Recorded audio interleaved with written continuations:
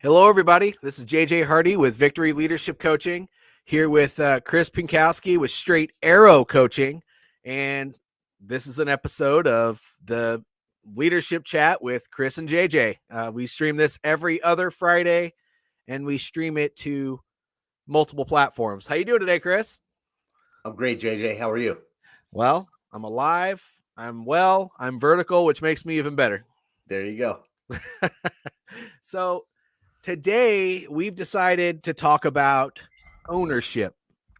And I could pull up a textbook definition of ownership, but the way I define it is ownership is taking responsibility for everything within your sphere of influence and not passing the blame on to somebody else. What do you think about that, Chris? I think that's spot on. Um, we as leaders, regardless of if we perform the actual action or not, are responsible for the actions that are done by our people. So ultimately, anyone who's within our sphere of influence, we have to own their outcomes. Good, bad, or indifferent. It still falls on our shoulders. That's right. And not only that, but there's a reason for that, right? If we're responsible for these people and the work that they're getting done, it's not like we can control their thoughts and emotions and actions all the time.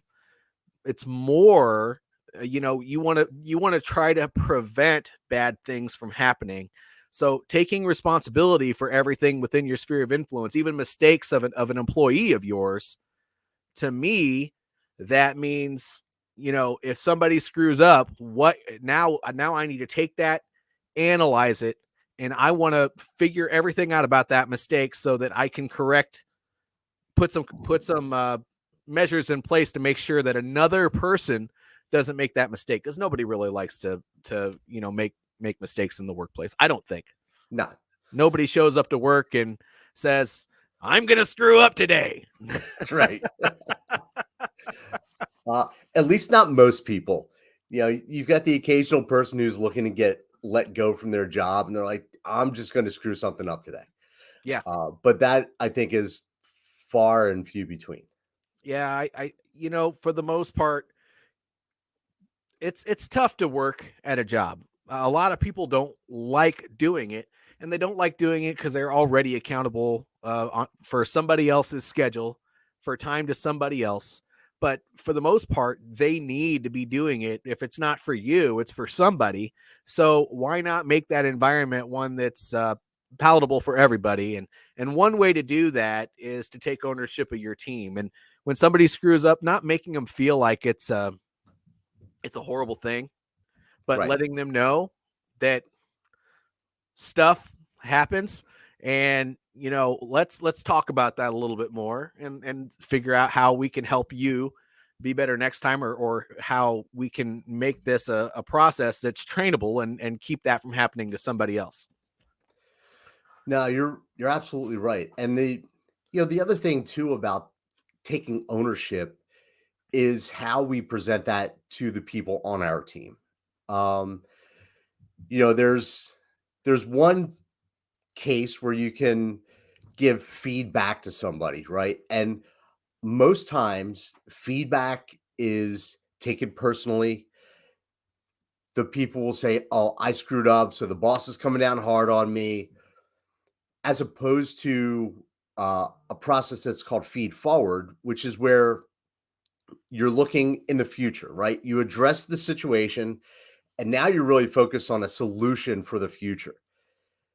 That's one way for leaders to be able to take greater ownership is, hey, look, you and I together, we're going to come up with a solution so that this doesn't happen again, as opposed to me just coming down on you. Because when you just come down on your people for a mistake, you are not taking ownership. You are shifting the blame of that ownership to that individual. It's not to say that negative actions shouldn't be talked about, because they should always be addressed. But the onus going forward needs to be on you, the leader. And when you can make it collaborative and solution based, forward facing, then that's the best possible outcome for all parties. True. And we talked about servant leadership last time we talked. Yep. And if you're really trying to serve people, then just throwing the hammer at them when they do something wrong, it's not the right way to go. You should be thinking of the bigger mission. You should be thinking of because when we mess up, we try to figure out how we're going to fix that.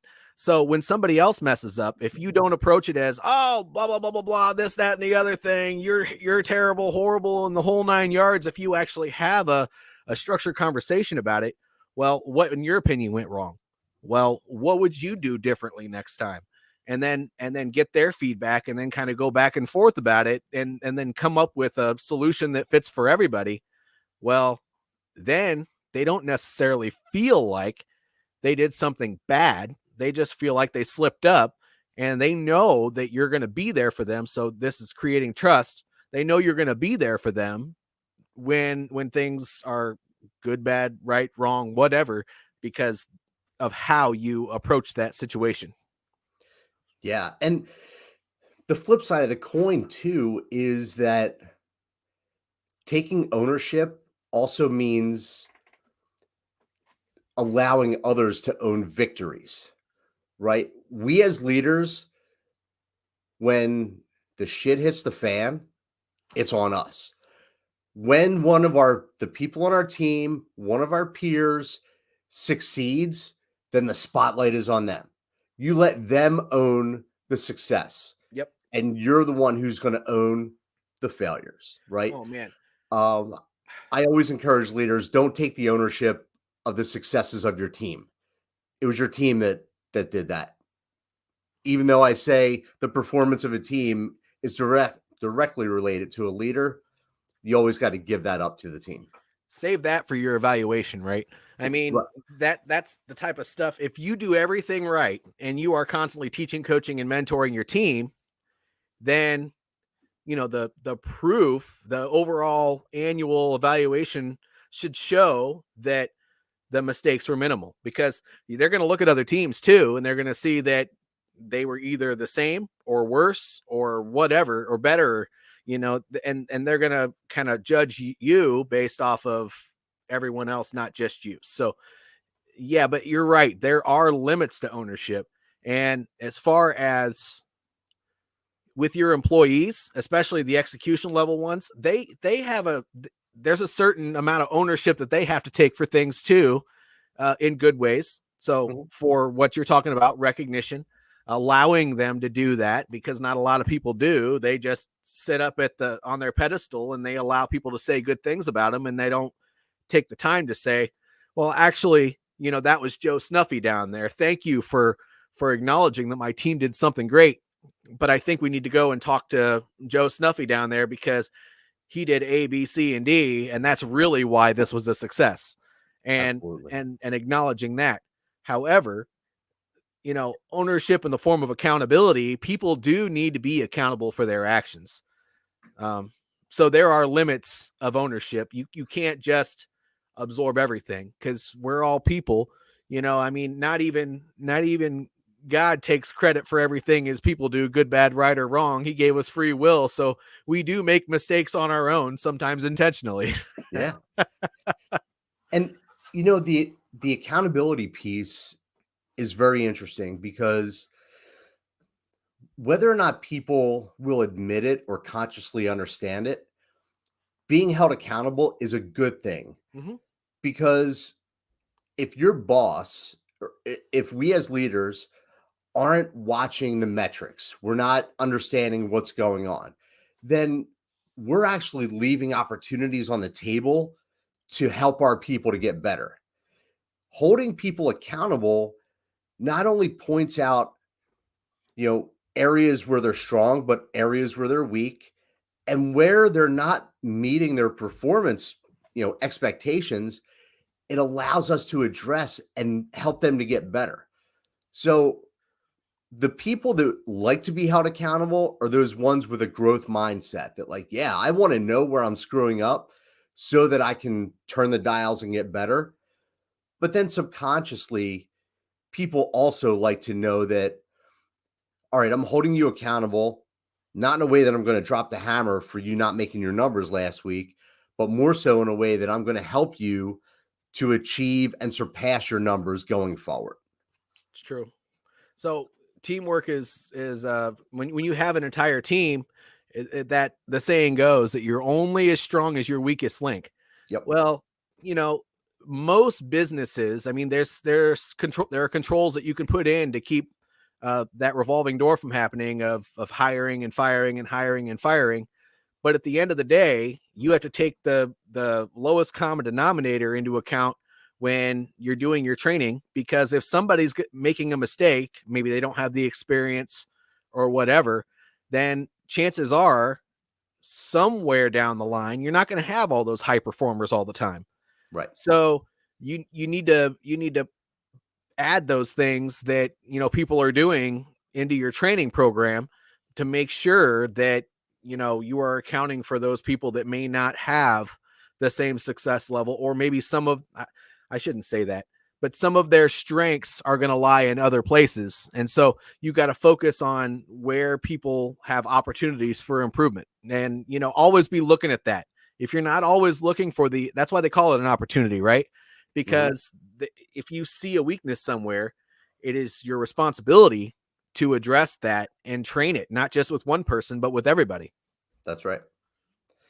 And you make a really good point of understanding the lowest common denominator. And I always tell people that that's where your training and your communication should be focused. Because if it's not, then you've got a certain percentage of your population that's not going to understand what's going on.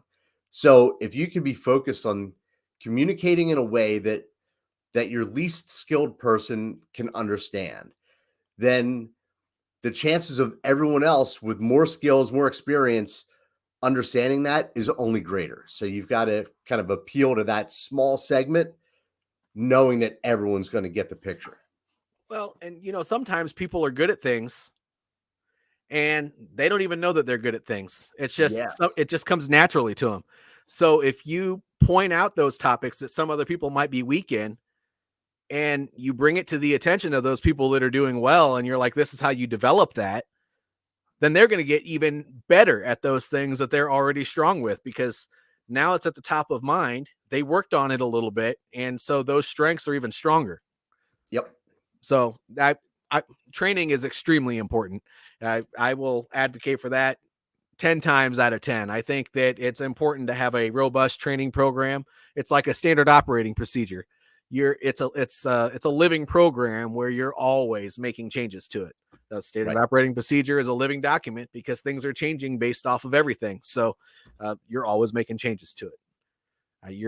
I'm always surprised how many people do not have an SOP, though. That just drives me crazy. More than not, do not have SOPs. Yes, Yeah. yes.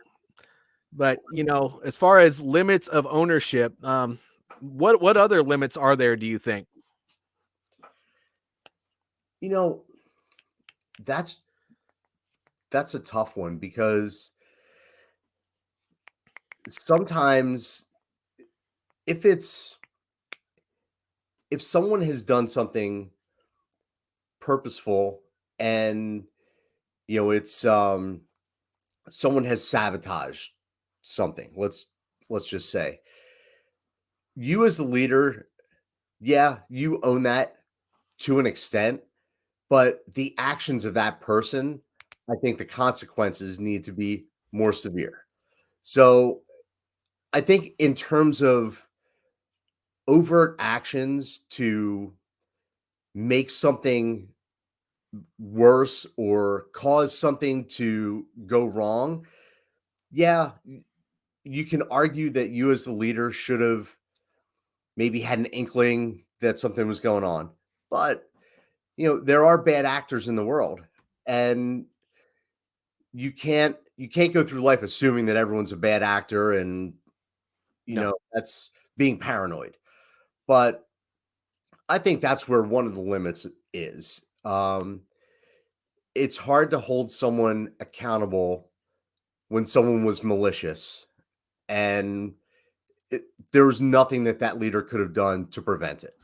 Well, and I think too that a part of a leader's ownership is that if somebody does sexual harassment, or if somebody is constantly late to work, regardless of what they have going on in their life, because there are reasons that are uncontrollable that will cause a person to have emotional problems and stuff like that, that will cause them being late to work, sometimes just not showing up to work at all. And, though those things are sometimes uncontrollable, we still have to take ownership of that, because at the end of the day, it's about the bigger mission. If your team falls apart because one person is struggling, it's not the military. So, I mean, you can't throw all of your resources at one person. Like when I was on active duty, when you have a business, or if you are working within a business, it's very important that that you'll have to have some hard conversations.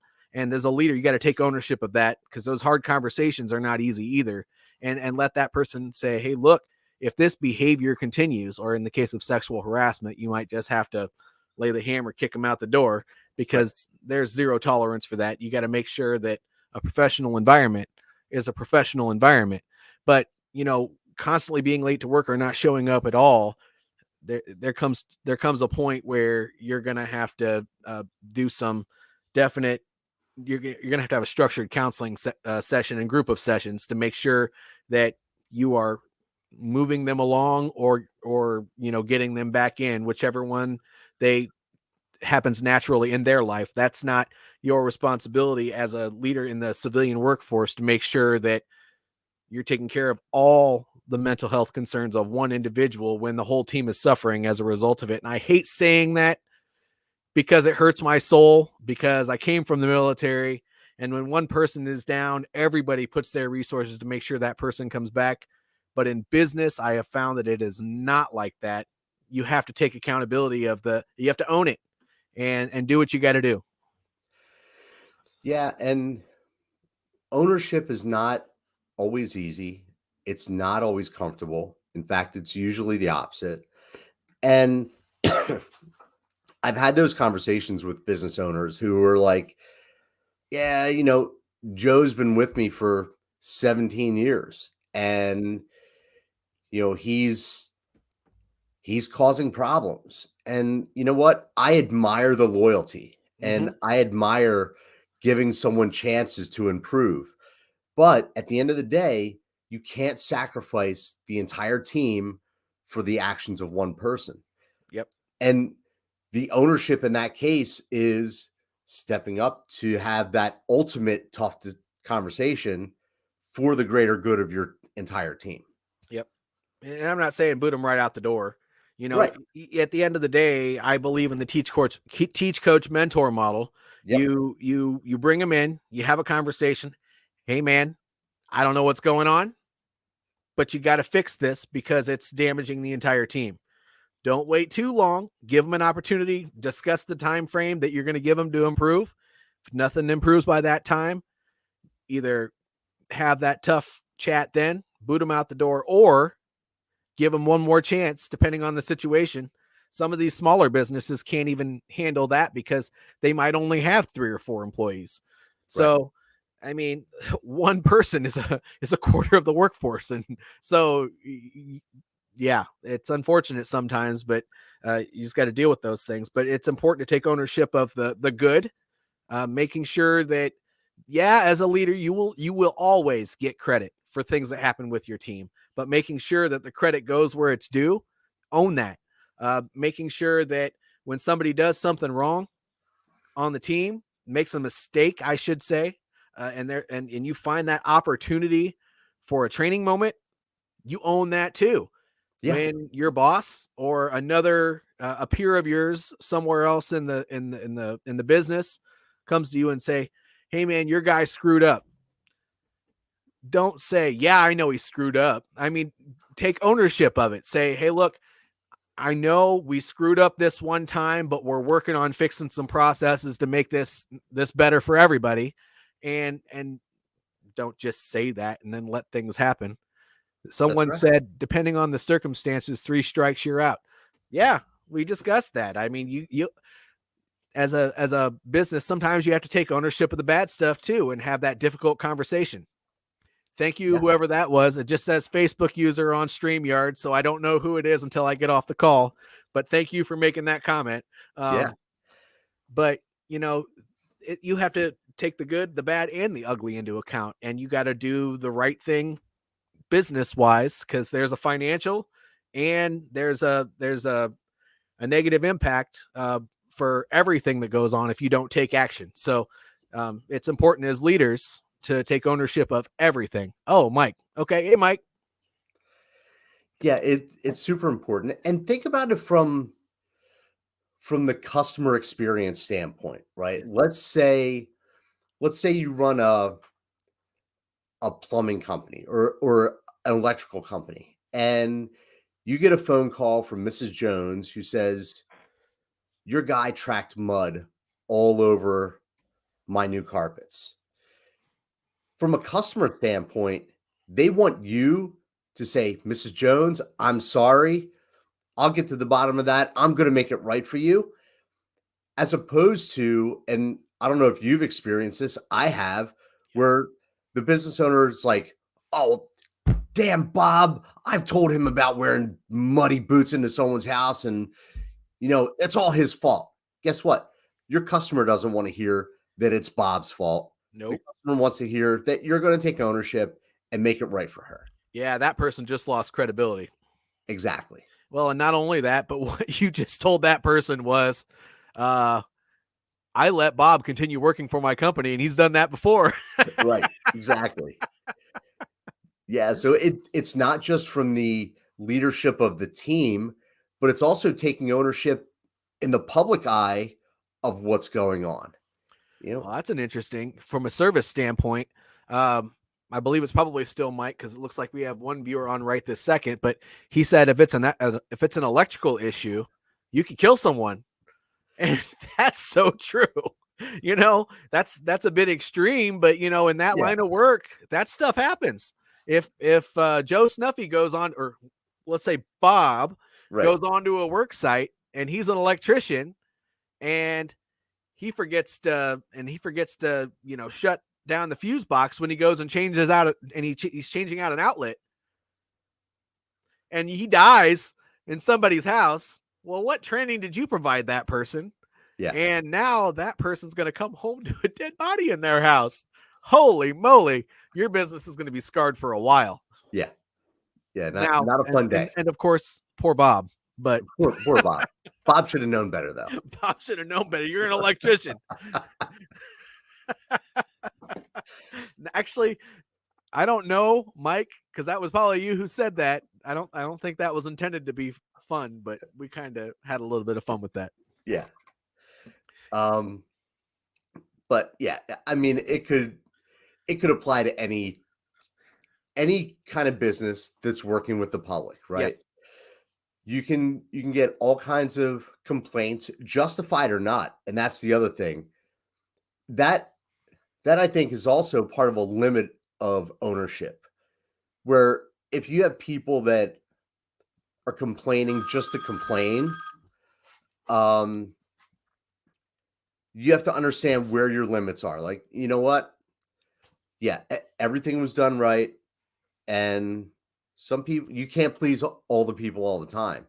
So that becomes another limit. Yes. Yes. And it can get really serious sometimes. And I mean, there are certain jobs, like especially not just your electrical issue, their Facebook user, but in addition to that, if you work at Lowe's or in a warehouse or something like that, where you're around heavy equipment, if you're not following the safety procedures in that company, I have seen it where people get seriously injured or killed on the job. And so from a safety standpoint and from a leadership standpoint, you have to sometimes be a little bit choosy on when you hold the line, but a safety issue, you have to hold the line every single time.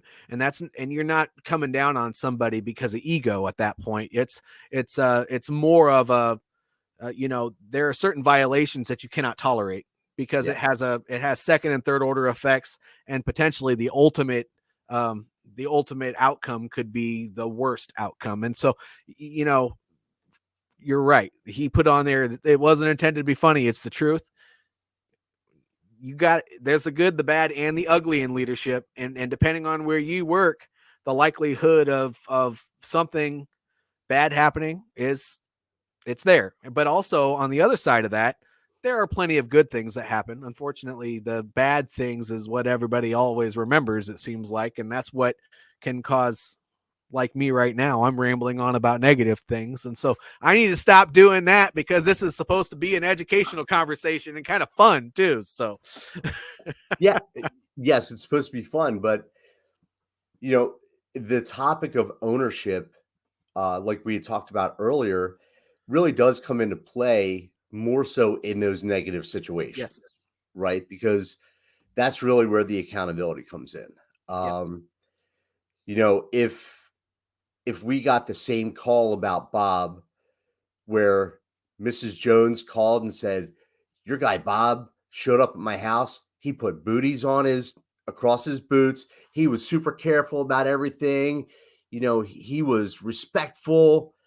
Then, me as the owner, I'm going to say, "Thank you for letting me know."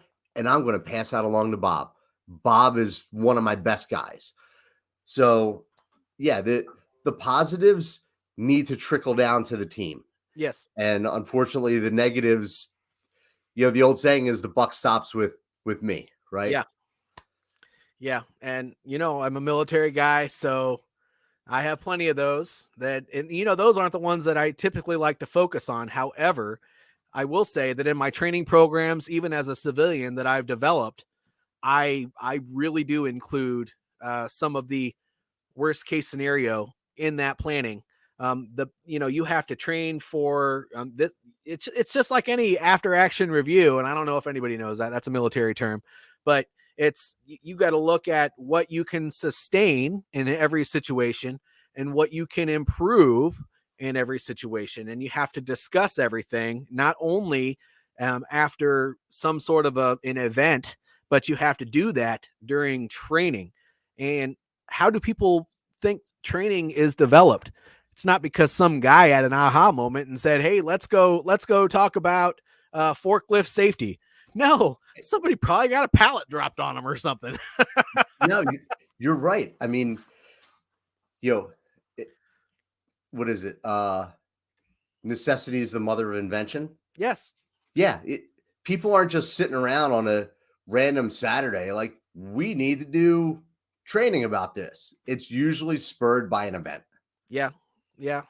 The fact of the matter is, there are certain times where you should incorporate um, standardized training regularly for a company. And I think it's encouraged that you're developing your employees, Hmm. but it's hard when you are in the regular flow of daily operations. And I know we've gotten into training, but in the flow of daily operations, to take time out, extra time out, to talk about something else. Not even the employees want to do that. I Right. mean, I'll be honest with you, most times something bad happens and then you take everyone's time to talk about it. Most of the employees walk away upset because now they know they have to catch up on 30 minutes of work. That's right. Yeah. So, uh, no more training. I think it's important to know that that there are limits though to ownership. You have to make sure that you are accounting for the good and the bad. And I've said that already, but and that's also why ownership is important, because if you don't address the things that need to be addressed, whether those are good or bad, there's a cost to that, believe it or not. And sometimes the cost is somebody getting hurt. Sometimes the cost is the company losing a ton of money because productivity goes down the drain. Hmm. If it's a sales team and they're not, I think Donald Miller made business, wrote the book Business Made Simple, and he talks about how sales are the lift that keeps the plane going. Well, if salespeople are out there and they're not making sales, that means the company's not generating revenue and the business could fall apart. So it's important for leaders to take ownership, because that's how everything, when you have leaders that don't take ownership, things fall apart on that team. And then you have to look at the internal processes as well as the person who's head of that team, because if they're not owning the process, owning the successes and failures of everything that happens on that team, then the team's going to fall apart. And ultimately, either they're not going to replace the members of the team. If they figure out it's the head of the team, they're going to replace the head of the team. And they should. They absolutely should. And, one of the things that I like to say about owner or leadership is that leadership is very similar to being a parent. Oh yeah. Right. You're leading by example. You're showing your people what needs to be done. You're demonstrating how you expect people to behave. But also, if you have minor children, right, up until the age of 18, there are things that you as a parent are going to be held responsible for. So you need to look at your leadership in that same way. Like, you know what? Everyone that I lead is basically like a 15-year-old who has their head up their ass, and they're going to do something wrong and it's going to come back on me. Oh my gosh. And by the way, it's not that they don't, when the kid's under 18, it's not choosy as to what they hold you accountable for. They hold you accountable for everything. Even when that knucklehead decided to go write graffiti on a wall, which my kid's never done that. But how are you supposed to anticipate that happening? That's right. Where did they even get the paint? Oh my gosh. I could give some real world examples, but I don't want to give my kids away. My kids are wonderful. They don't do anything wrong. What are you talking about? That's right. My little angels, they would never do that. But no, I think this is an important topic, and I'm glad we had the opportunity to talk about it today. Me too. Yeah, I mean, I'm glad we do this every other week. I learn a lot. I've only been in the civilian workforce for 4 years. I've been leading people for a long time, but I learned so much from people like you, Chris, just because I'm having the conversations. I don't know everything. And same here. I mean, I try to learn something new every day, and it's from the people that I talk to and interact with. I'm definitely not the smartest guy in the room, so I'm always looking to turn the dials. A couple years ago. Yeah, this was a great conversation. Oh, sorry. You cut out there for a second. Yeah, so I was just saying this was a great conversation. Oh, I agree. So on the topic of learning and growing all the time, that's why we're doing what we're doing. I was told that I read, and it was actually a Facebook post a couple years ago, and I have it written on my chalkboard over here because I thought it was so amazing. But there's this saying that I say in my affirmations every morning. If God wakes me up to see another day, I promise to be a better person than I was yesterday. And that's not just for me. It's for him, it's for my kids, and that's for my wife. I mean, it's for everyone around me and my friends as well. But I mean, if you think that you know everything, and this is not for you and me necessarily, this is also for the audience that's listening. If you think you know everything, then you need to take a step back, look in the mirror, tell yourself you're full of crap, and realize there's a lot out there to learn. And it's important to keep learning and growing every day. Because how can you help other people in your life or be the best person you can be without taking those opportunities to learn those things and become a better person? You're right. And, I have a similar mindset, and I know we're getting ready to wrap it up here, but, I look to be 1% better.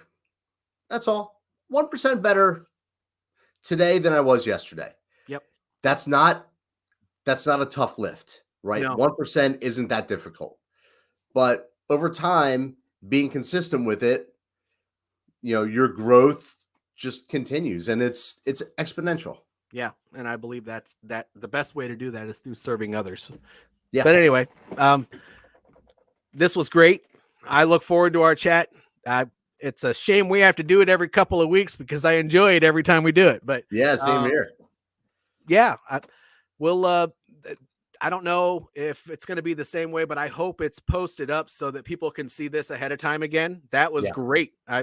StreamYard does that. So hopefully that does, and people will know this is coming ahead of time so that we can get a bigger audience. But if you see this post, and I know you will, because you're probably hearing me say this, but down here in the comments, we don't want this conversation to end with us. Comment on this live stream, this post, whatever you want to call it, and keep the conversation going. And don't just wait for us to respond to other people too. That's what we're doing this for. We're not doing this for us. We're doing this for everybody. So absolutely. And that's part of the journey here, right? This is our third show, and we've learned something new, I think, in each of the shows about how to do this better. So, oh my gosh. Yeah. StreamYard is technology is in every program you use. It's just different. That's right. Yep. All right. Well, Chris, thank you. Thank you, everybody who's listening, and we'll see you again in a couple of weeks. Thanks, JJ. Have an awesome weekend. See everybody. Lead on.